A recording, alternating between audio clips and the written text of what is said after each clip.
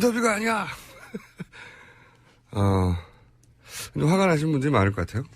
예, 어제 저희도요, 갑작스럽게 인터뷰가 나온다라는 사실을 확인하고요. 정말 깜짝 놀랐습니다. 또 하필이면 이 굉장히 보수 매체로 유명한 정규제 TV에 콕 찍어서 나갔다라는 사실을 보고요.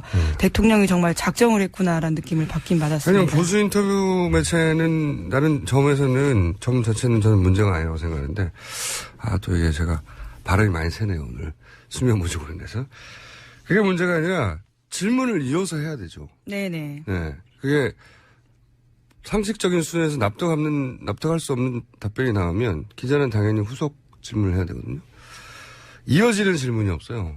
제가 가장 불만인 지점은 뭐냐면 당연히 인터뷰는 답변을 하면 쏙 마음에 드는 답변이 아닐 경우도 많단 말이죠. 네, 그렇죠. 후속 질문을 해야 되는데 후속 질문이 없어요. 후속 질문이. 자. 그리고 특히 사실 이건 인터뷰가 아니라 박근혜 대통령 지지자들에게 3월 13일 이전에 판결을 날지 모르니까 거리로 나서 나를 지켜달라. 그러니까 본인 지지자만을 향한 지령문이죠. 그거는 혼자 그냥 읽으면 되는 겁니다. 근데 그 앞에 그 상대 역할을 해주는 사람이 언론인이라는 게 저는 말이 안 된다는 거죠. 그럼 박사모 회원을 혹은 회장님을 불러가지고 이렇게 주고받으면 저 이해하겠어요. 언론인의 툴을 쓰고 이게 인터뷰라는 형식으로 나오는 게 말이 안 되는 거죠. 더군다나 작은 신문도 아니에요. 네, 한국경제신문 네. 주필입니다. 한국경제신문은 경제지 굉장히 큰 신문인데 왜 이런 역할을 해주냐는 거죠, 저는.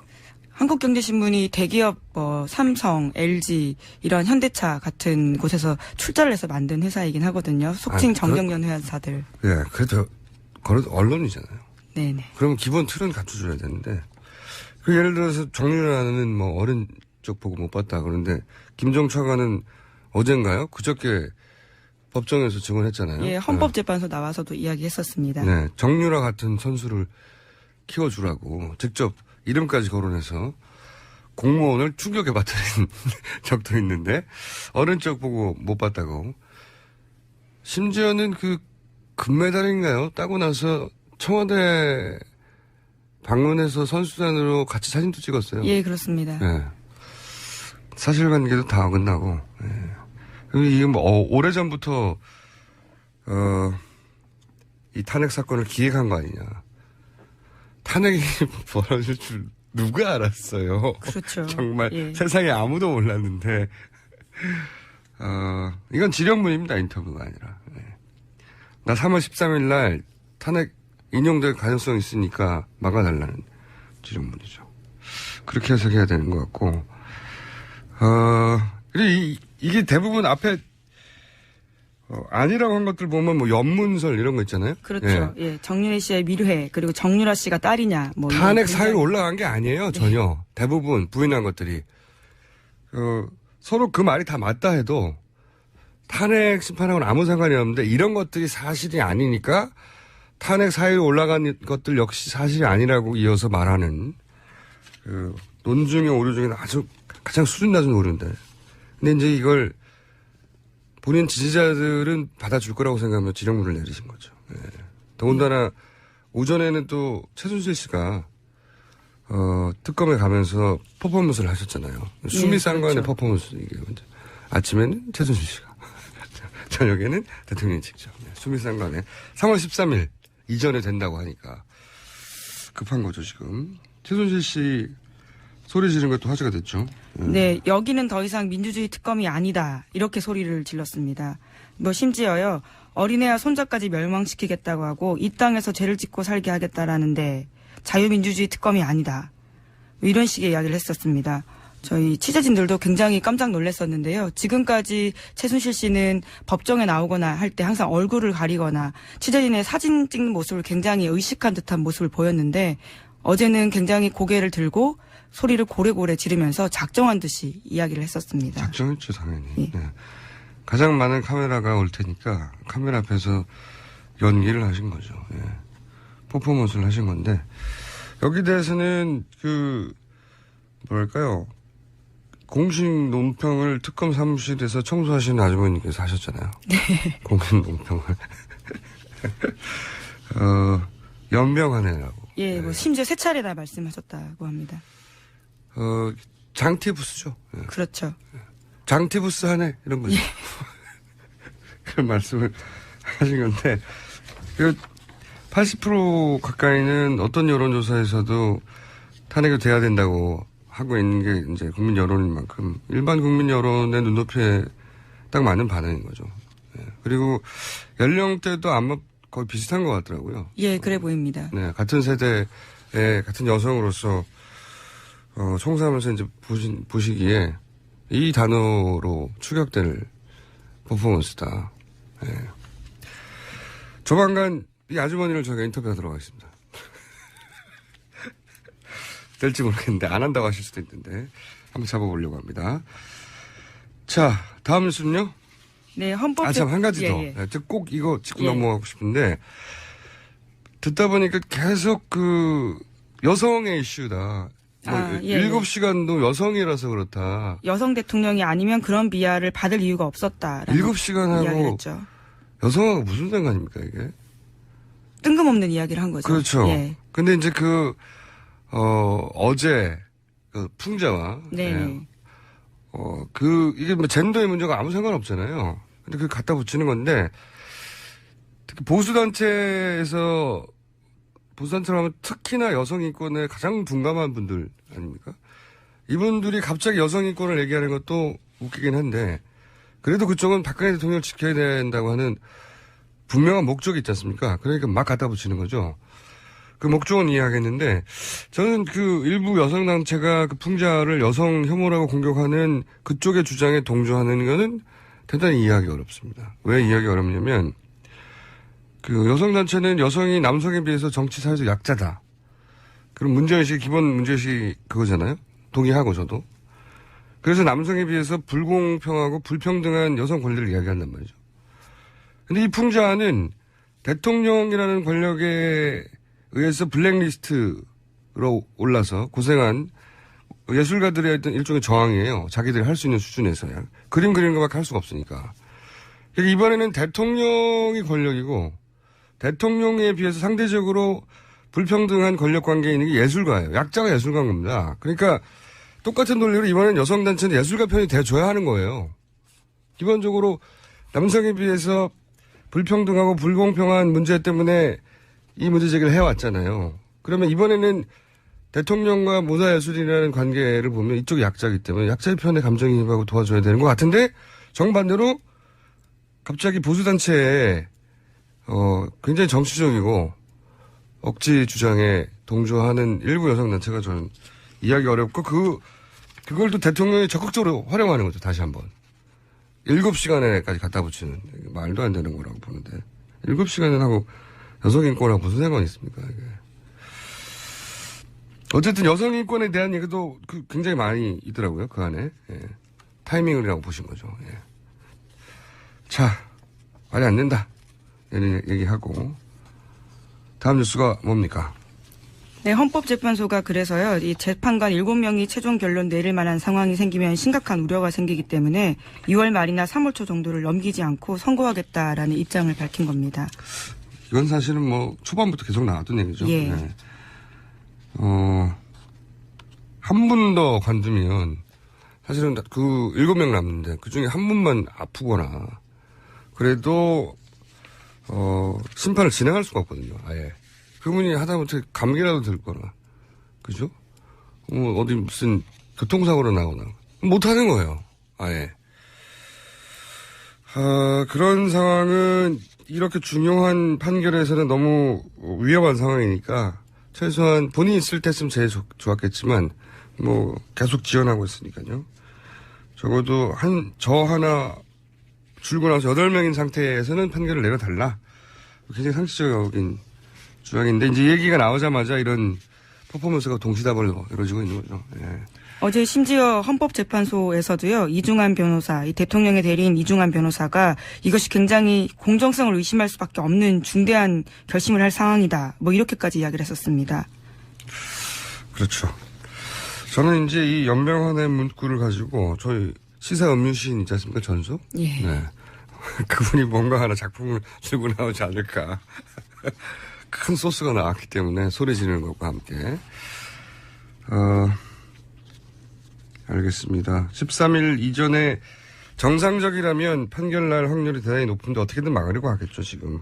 대통령 변호인단들은 한 번에 사퇴할 수도 있다는 거 아니겠습니까? 예, 총사퇴를 할 가능성을 내비치고 있습니다. 그러면 또 시간이 대폭 지연이 되거든요.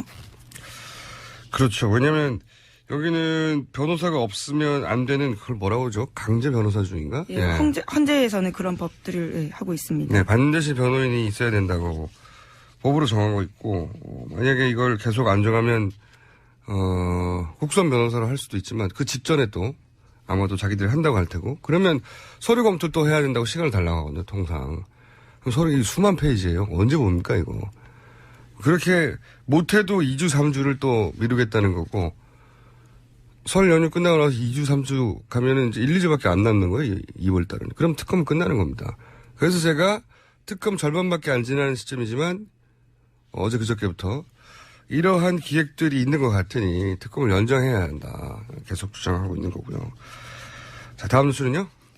예, 청와대 측이 박 대통령의 국회 시정연설에 한국자유총연맹 회원들을 박수부대로 동원한 사실이 드러났다라는 뉴시스 보도입니다. 허현준 행정관과 자유총연맹 전 고위 관계자가 주고받은 문자 메시지를 통해서 확인했다라는 건데요. 2015년 10월에 박 대통령이 시정연설을 하기로 와 있었는데 이에 대해서 사람들을 동원해달라면서 인적사항을 서로 주고받았다라는 겁니다.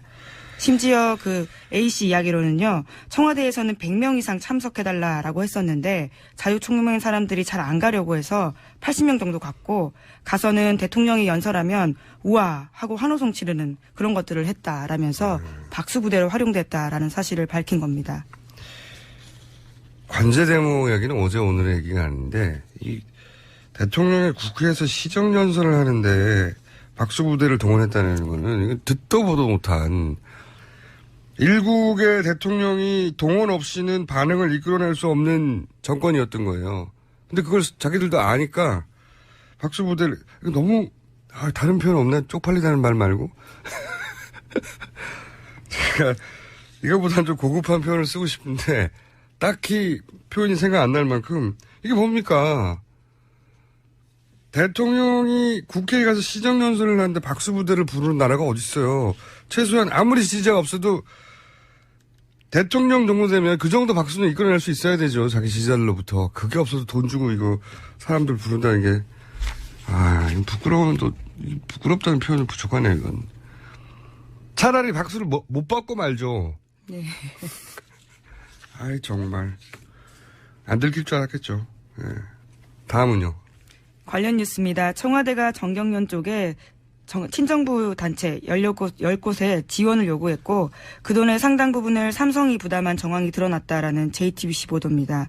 이것은 이승철 정경련 부회장의 진술에서 나온 건데요. 기업 모금 대부분이 삼성 돈이라는 취지로 특검에서 진술했다고 합니다. 참 요즘 아이러니를 많이 느낍니다. 특검이 있는 사무실이 원래 삼성전자가 건물주였어요. 제가 알기로는. 거기서 삼성 이재용 부회장을 잡으려고 하는 겁니다. JTBC는 당연히 삼성의 계열사죠. 근데 삼성의 가장 아픈 보도를 많이 하고 있어요. 예. 삼성 이재용 부회장을 하나 살리려고 이제 삼성이 엄청난 비용을 지불했죠. 이재용 부회장이라고 하는 기업인 한 사람 때문에 삼성은 엄청 거대한 기업이거든요. 사실 글로벌한 기업이고 그쪽이 입은 마케팅적인 혹은 기업 이미지 피해는 비교할 수 없는 조 단위의 피해라고 봅니다. 감옥 좀 갔다 오면 되는데 그거 하나 막으려고. 예. 정상적인 기업 활동이 아니죠, 사실은. 예. 어쨌든 이 돈도 삼성이 많이 냈다. 네. 이승철 정경련 부회장님께서 이분은 직장인이거든요. 재벌이 아니고 정경련을 취재한 직장인입니다. 그러다 보니까 어느 시점에 어차피 정경련도 해체된다고 얘기도 나오고 사실대로 막 말씀하시는 거죠. 이 돈도 삼성이 냈어요. 삼성이 돈 많이 냈네요. 이런데. 다음 뉴스는요? 반기문 전 총장 관련된 뉴스입니다. 반 전 총장이 동생 방기상 씨의 소개로 중국 기업인을 만난 사실을 확인했다라는 한겨레 보도인데요. 방기상 씨가 고문으로 있는 회사입니다. 반 전 총장은 그동안 동생 방기상 씨와 조카 주현 씨가 미국에서 기소된 사실 등과 관련해서 동생이 하는 일이라 잘 모른다라고 말했지만 이와 배치되는 정황이 나왔다라는 보도입니다. 2013년 8월 달에 중국 화한그룹 홈페이지를 보면요. 당시에 반 전 총장이 이들과 만나서 사진을 찍은 게 나옵니다. 이 당시 만남은 화한그룹의 국제 상급 고문이었던 동생 기상 씨가 주선했다라고 밝혀져 있는데요. 방기상 씨 또한 한겨레와의 전화통화에서 이러한 사실들을 인정했습니다. 아니, 방기상 씨, 반기문 전 총장의 동생분은 이렇게 형님을 돕지 않는 발언을 많이 하세요. 연속으로. 이상하네요. 네. 이분은 그게 문제가 된다는 인식을 잘 안 하시는 것 같아요. 네. 그렇죠? 전화통화를 좋아하실 수도 있고요. 언론과에? 예. 왜냐하면 이게 이제 이해충돌이거든요. 기본적으로. 정치에 대한 최소한의 감각만 있어도 서로 본인이 그렇게 말했다 하더라도 이제 부인하게 마련인데 이게 술술술, 네. 말하시는 걸 보면 본인이 관계가 있는 회사의 회장을 만나도록 주선했다는 거잖아요. 그렇죠. 예. 유엔 사무총장을. 예. 이거는 전화하면 그냥 탁 끊어버리는 게 보통의 반응인데, 제가 했어요, 소개. 아이, 참네. 그래서 이분한테서 의외의 많은 뉴스가 나올지도 모르겠다는 생각이 듭니다. 네. 어젠가 그저께도 또 하나 인정한 거 있었습니까? 네, 그렇죠. 네. 잘 알고 있었다고. 누구죠? 그 자신 아들의. 네, 자신 아들 병역 비리로 국내에 들어오지 못하는 걸 형님도 잘 알고 계시다고. 형님은 장성한 조카에 대해서 잘 알지 못한다고. 장성한 이후로 못 본 지 오래됐다는 식으로 말씀하셨는데, 네. 그거 알고 계시다고 형님도. 네. 아이고. 취재하기 참 편한, 네. 감사합니다. 자. 아니, 이런 반응 잘 안 나오는데, 특이하게도 계속 인정하는 뉴스가 나와서, 의아합니다. 네. 정치하고는 먼 분인 것 같아요. 이것이 정치적으로 어떤 의미를 가지는지 잘 몰라서 그러시는 것 같아요. 일부러 형님 못 따라오는 일은 아니겠죠. 예, 아마 본인은 해명을 하시고 싶었던 상황일 것 같은데요. 네. 짐작을 해보자면요. 이제 그건 맞지만 그런 게 아니다라는 취지의 이야기를 하실 텐데, 언론 입장에서는 그게 맞다. 그렇죠. 소개한 건 맞지만 다른 뜻이 아니라. 근데 소개한 건 맞지만이라는 걸 인정하는 순간 사실은 그 소개한 게 맞냐는 거 질문하려는 거군요. 그렇죠. 네, 딱 그거를 묻고 싶은데 그거부터 말씀하시는 그렇게 해명하면 될 거라고 생각하는 이게 본인의 발언이 정치적으로 어떤 의미가 있는지 왜 이런 질문을 하는지를 잘 모르시는 거죠. 네. 형님이 말려야 될 것 같아요. 동생을. 전화 받지 말라고 기자들한테. 제목 하나 정도 더. 네, 황교안 총리가요, 박정희 박근혜 표 무역 투자 회의를 주재한다라는 조선일보 보도입니다. 이게, 대권 주자 행보를 계속하고 있다는 거 연장 뉴스네요. 그렇죠. 네. 큰 무대가 된다라는 건데요. 그러면 시장 가야 되는데, 시장 가셨나요? 예, 어제는 쪽방촌을 방문하고요. 전통시장을 찾는 이 민생 행보를 하고 있습니다. 대권 행보만. 조만간 턱받이 하러 가시겠네요. 또 요새 군을 자주 찾고 계십니다. 예, 본인이 군을 안 갔다 와가지고 그게 약점이니까 자꾸 이제 대권 행보가 맞고 저는 개인적으로 사실 이 설 직전 요즘도 설 민심이라는 게 따로 존재하는지 모르겠어요. 왜냐면 과거하고는 다르게 요즘은 카톡도 하고 끊임없이 의견 교류를 가족 간에도 하기 때문에 못 보더라도 설 이전까지는 적어도 6개월, 1년 동안 제대로 못 보다가 그때 만나서야 서로의 의견을 확인하는 그런 시절이 아니잖아요. 그렇죠. 그래서 설 민심이라는 게 전 따로 있다고 이제는 생각하지는 않아요. 않긴 한데 그렇다 하더라도 이제 사실 설 연휴 직전에 대통령 또 그래서 나온 거고요. 설 연휴에. 그런 토크를, 가족 토크를 할 때 밥상에 올라가라고. 근데 어쨌든 이 설 연휴를 전후해서 반기문 전 총장의 뭐랄까요 그 실망한 보수 지지층이 갈 곳을 찾다가 황교안 총리한테 표가 조금 더 갈 공산이 저는 크다고 봅니다. 예, 그러면 황교안 전 총리가 저는 이대로만 잘 이렇게 대권 행보를 하시면 3위권까지 가능하다. 개인적으로는 이재명 시장과의 자리 바꿈까지도 가능하지 않겠다. 왜냐하면 그건 황 전 총리 개인의 훌륭함하고 문재인 대표의 개인적인 훌륭함하고는 무관하게 그분을 싫어하든 좋아하든 정권 교체를 해야 한다는 사람이 현재 1위가 누구냐를 보고 표심이 몰려가는 현상이 최근에 보이잖아요. 그건 개인적인 훌륭함과 무관한 거거든요.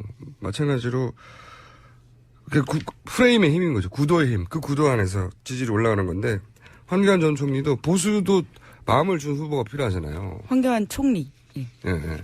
죄송합니다. 대행. 예. 제가 뭐라고 그랬습니까? 전 총리라고 하셨습니다. 벌써 이게 후보를 만드시는. 후보의 느낌이 강해서. 예. 이분의 지지율이 여하간 반기문 전 총리가 빠질 지지율을 받아올 1번 타자가 이분이죠. 그래서 이분이 뭘 어떻게 잘해서라기보다는 받아올 구도에 있다. 그러면 어쨌든 보수 지지층도 마음을 줄 후보가 있어야 되는데 이분이 눈에 띄니까 이분한테 가서 3위 정도까지도 갈 수 있다. 저는 그렇게 생각합니다.